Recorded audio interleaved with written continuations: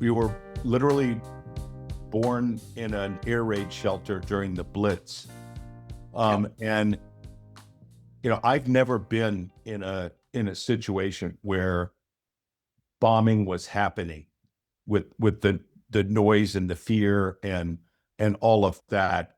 And your mom, it must have been remarkable. And your dad after the war, and that many of us have seen the most recent film on Dunkirk and the amazing spirit of the British people to get those get the soldiers home, so to speak. Amazing. But your dad after the war went and was in the news business. So those were the time that you spent with him. He was is there some part of the storyteller in you that comes from from that early time you spent with him? I think very much so. In two aspects of it, as he's saying. One is the romance of newspapers. Being in the newsroom, seeing that kind of energy and that kind of commitment. And my dad was very serious. I mean, AP was a very serious organization. This wasn't a fringe organization, and that was important. Worth mentioning, actually, that when he got back from Dunkirk, I was actually born exactly 9 months after he got back. So I guess my mum was pleased to see him. So I always thought that was quite ironic. But he was just he was a giant of a man to me. It's impossible to, I'm looking at two photographs of him from my desk here. Impossible for me to understate the influence he had in my life as a good person. And I think deep down, when we kind of jumped from right at the beginning to now, I think my entire life has been spent really hoping that my dad was proud of me. When I got my fellowship at the BAFTA, my entire speech was devoted to my dad and what I owed him, and the fact that, funny enough, at that moment, had he been there, he's dead. Had he been there, I think he would have felt very, very good about what he left behind. So you left school at 16. You educated yourself on the Piccadilly line, reading and reading and reading, and so talk to me a little bit about you must have started working early then, or young. Yeah, right away. As soon as I left school, I started with the most horrendous job. I worked for publishers, Hutchinson Publishers, and I was quite small actually at the time. And my job was go in the morning, make tea for the general office, who would then pile up a suitcase. It was nearly as big as me, Sandy, I promise you. And take it down to their other office, a place called Island Yard. Now, when I started this job, it's not a joke. I could take 3 steps at a time with the suitcase or putting it down. And this involved going down the underground, everything. It was a scary job. By the time I finished 6 months later, I could take 5 steps. So I obviously developed a little. When I get down to this other office in time to make tea for them, they would then load the damn suitcase up again. I'd have a sandwich, and I'd have to bring it all the way back to Great Portland Street. That was my job for 6 months. And I remember saying, you know what? This is not really a career.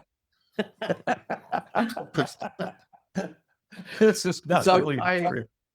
So I got a job as a messenger in an ad agency, and that was the best thing that could have happened to me, because one of the things I was looking at night school was the whole world of advertising. There was a wonderful book, you may remember it, called by Vance Packard, called The Hidden Persuaders. And I became fascinated by this idea of the way advertising could work on the psyche, and really studied it. So I had that led to 10 amazingly happy years in advertising. I did very well. I became very successful. It was the early 60s.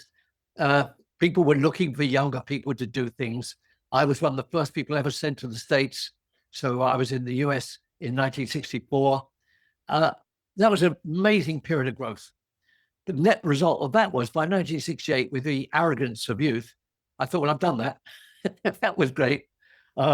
Really interesting. What else do I love? Well, I love the music. I love music and I love movies. The music industry at the time was doing great, but with people by quite young, very smart people. But the movie industry, certainly in the UK, was very old-fashioned, and I felt was ready for an assault. So I decided to assault it. So by 1968, you were how old then?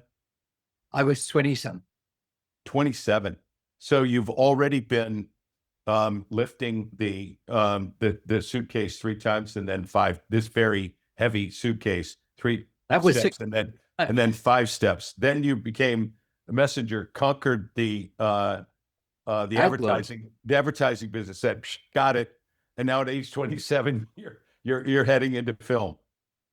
And I was very lucky. The agency I worked with for the last final 5 years was a brilliant agency, by far the best in Britain.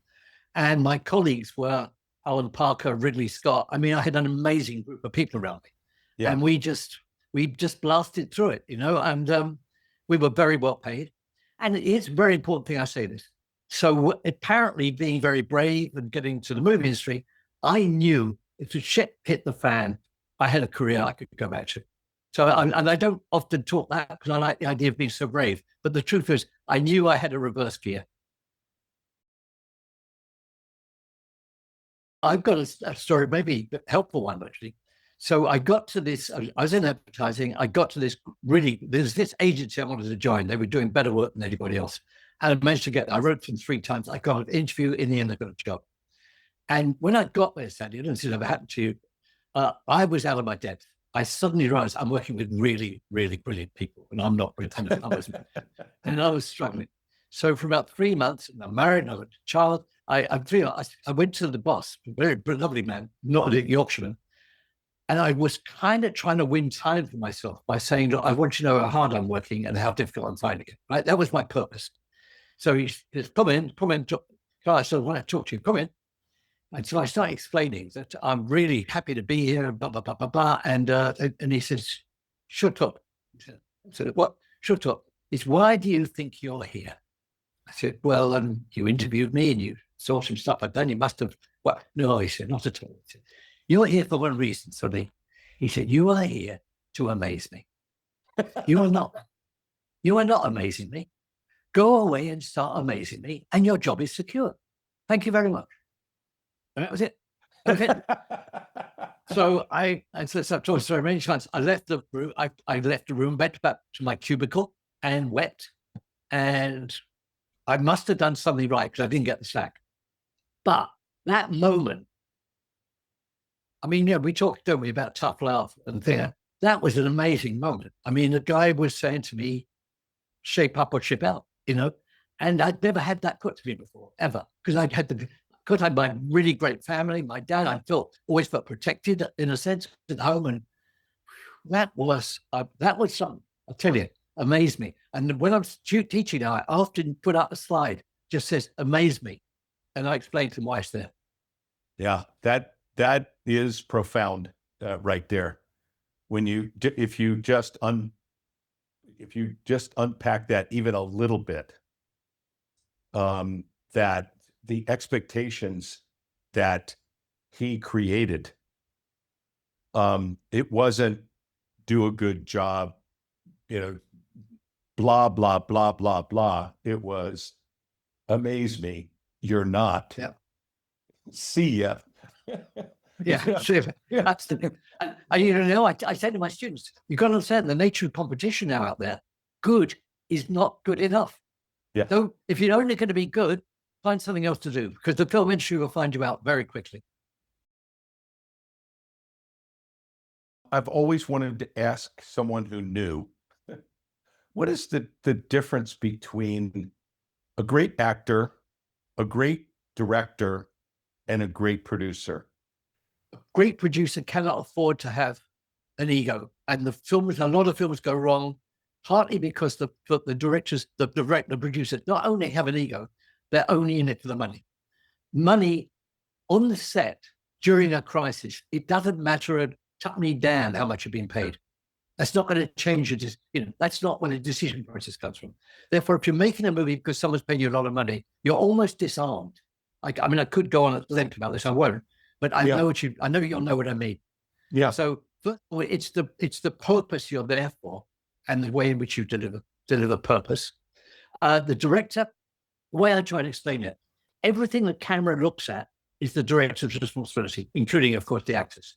Everything the camera can't see is a producer's responsibility. The producer's job is to optimize the number of minutes and hours the actor and the director can spend with each other, making sure that they've developed something very special. Yeah. The actor, in the relationship between the actor and director, is one of extraordinary trust, because the actor needs to know that when the director says, "That's great," he or she means it. Yeah. Because actors are insecure. Actors need to be told that what they just did was great to move on to the next thing. So that's a very important mission. I would say the whole, that awful phrase, a circle of trust, it is an extraordinary circle of trust.